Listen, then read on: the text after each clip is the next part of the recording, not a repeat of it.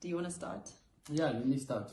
I think the reason we're doing the video, I guess, is also to lend our voices behind, emphasizing the realness of this pandemic that we're all going through.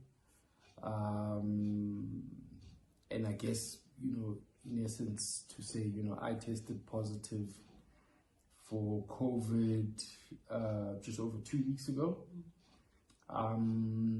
I must say, when we got to level 3, I started kind of letting my guard down, to be honest. In what sense? In the sense that I was just... You were wearing your mask. I was wearing my mask and, sanitizing, but not as vigorously as kind of at the beginning, starting to let my guard down. Obviously going into shops and, wherever else, public spaces, no one lets you go in without a mask, but I think mentally starting to think, maybe it was even COVID fatigue, just getting sick of this nonsense, Yeah, but I think it's due to, I was training quite a lot, and obviously just to also handle stress and whatever else, and training at that high intensity, I think I compromised my immune system, which made me susceptible to contracting the virus. And I remember, how I felt, Yeah, because I came back that Friday from Cape Town, and you had mild symptoms, but it was Saturday when it started. I started having weird symptoms and I guess it proves kind of the process that the experts say we go through, that symptoms take about 3 to 5 days, I think. 3 to 5 days to properly manifest. And I think before Saturday, that Wednesday, I started feeling like a weird, if you've ever eaten wasabi, you'll know what I'm talking about. This burning sensation in my eyes and my nose. I didn't take it seriously, but I remember phoning you and saying, Ish, got this thing. And we just thought, let's see how it pans out. But then Saturday, got the shivers, started getting cold to the bone. Then I thought, I'll just sleep it off. But Sunday was the day when it really started getting hectic. I was out, cold, shivering. Then you said I must go test. I went to test at Santon, and everyone in that queue was definitely sick. Just showing that, you didn't find people kind of standing in queue. And there was a long queue. And it was cold. And then my results came back.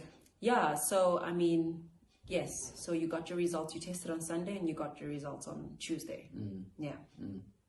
And Tuesday, I remember you walking into our bedroom and saying, babes, your results have just come in. And you are positive. And then the reality hits of work, kids, you. What do you do? What do I do? There's hotels now that are quarantine facilities. We explored that. There are also, there are quarantine facilities. There's quarantine available. facilities, do I go to Kilani? We thought of going to another flat in Kilani, and then we decided to stay home. And I decided for me to stay home. Yes, because, for 2 reasons. Firstly, because for the first couple of days before you had gone to test, we'd already been exposed. We had already been around you because you didn't have visible symptoms. And then obviously between you testing and waiting, even though you were somewhat quarantining or isolating, we had contact with you. So that was the one reason, but also because you have a history with asthma. We also felt, it was not a good idea to be on your own. But I think the reality is that it's so weird because you actually don't know what to do. You don't know where to start. You don't know how to navigate. And I think that's part of the reason why we also wanted to have this conversation, because look, the material that is being published about how to self-isolate and quarantine, and I've seen material that helps explain what isolation and quarantine is. I think that helped a lot. It helped, but at the end of the day, and the reality is we have children living in the house and I live in the house.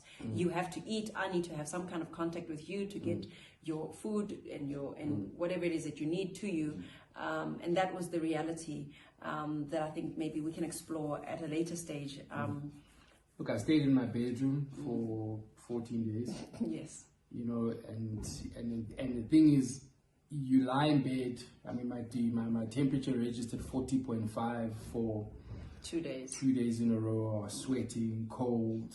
Then it went into my throat. Yes. A friend of ours who had COVID before said, you know, when your throat is sore, it feels like you're swallowing glass, and it actually did feel like that. But even in going through that, being in my bedroom, having an ensuite bathroom and having a sliding door that goes into the garden changes your experience completely, because you can at least go out into the garden and get sunlight, and you're able to separate, and that is privilege in and of itself, you know, because, you know, even though the guidelines are very helpful and quite clear, not everybody can practically apply. Yes. You know, what they suggest. So that in and of itself was such a blessing, you know. So your symptoms, I mean, you had the sore throat, you had the fever, you had the headaches, you had the shivers, you had everything. I mean, I must say, you know, even because we also haven't gotten to understand medically what to take, you know. I know that there's a WhatsApp going around, and I think we also got it from our GP, basically what to take, and it helped. I mean, it was the ginger, the Panado. I mean, I have newfound respect for Panado. Yeah, for the fever. I mean, and for the headaches. I didn't realize that, you know, Panado was such a fever. Because you're not big on meds anyway. No. You like keeping it natural and sleeping things off. And if there's a natural remedy or a natural way of healing, that's your option. But in this case, it didn't work. So Panado broke the fever. Yeah, coupled with a ton of other things, you know, which I think we hopefully will be able to get into over the next couple of days. Yeah. But then, what went through your mind? I mean, were you scared? So, you know, I don't want to over-spiritualize the thing, but there's just so much to live for. Yeah. You know, there's just so much to live for. Yeah. There's you, there's the kids, you know, my career, you know, ministry. So death never became an option in my head. And I guess, you know, many people, death doesn't become an option, but physically your body says, oh, that's very nice. You know, you out of here type of thing, you know. But it was never an option, and I recall vividly times when I had to go. Now is one of those times where I have to, you know, walk out, you know, or really prove to myself that I believe what I say I believe. You know, so I would confess the word of God, shivering, you know, and then it worked, you know, and it did help me. So, but I knew I'd get better, you know, and I guess it was a mental thing, and I'm sure there's many people, you know, and our thoughts go out to those people. You know, there's you know, I'm sitting on the other side of this thing, you know, grateful to God. You know, but there's many people who've lost their lives. You know, there's people burying their mothers, fathers, you know, close relatives, and we you know, we consider it a privilege, you know, to be counted amongst the recoveries. Absolutely. You know. Absolutely. So yeah, surviving is something that we don't take lightly. Very, very, very lightly. Yeah. Yeah, because. But then you got positive. Yes. A week later, after being such a good nurse, making sure that you eat, making sure that, you know, you stay hydrated and everything. I wasn't going to test because the moment you tested positive, I started treating myself and living in the house with the kids like I was. So I was taking all the vitamins, drinking all the concoctions and doing everything we can, you know, mentally, emotionally, physically, spiritually. But obviously my grandfather passed away, and I wanted to explore the possibility of attending his funeral. And that's when I decided to test, and then my results came back positive. as well. And I think mine was that scared me. Yeah, you were shocked and you were scared. For me. Mm. And also, our symptoms weren't very similar because very different. Yes, because I had the severe headaches and I've now had the shortness of breath, which you didn't have. And I panicked and, started worrying about the kids and I guess, was able to get some comfort from the pediatrician and from doctors that they'll be fine. And I think, part of the reason why we're doing this is just to maybe over the next couple of days, whether it's just me, myself, or the two of us, just chat through the realities and our experiences. You are now 2 weeks in. I've still got a couple of days to go.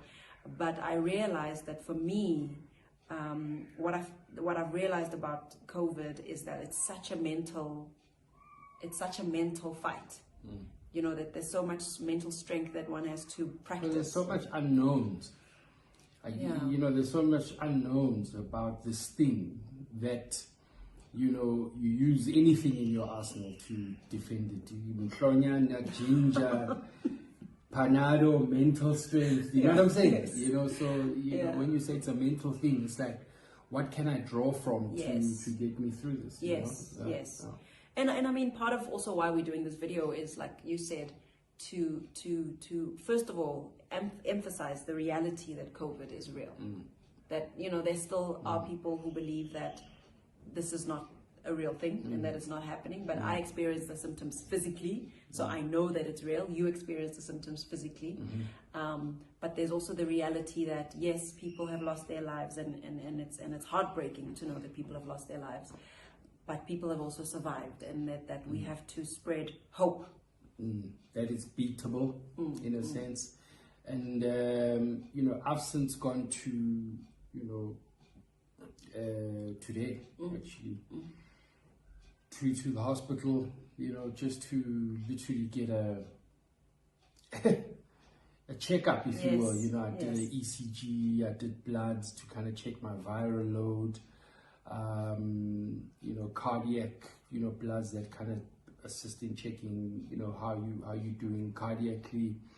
What else did I do? Blood pressure, heart rate, kind of the normal, and all the vitals are, bang on the money.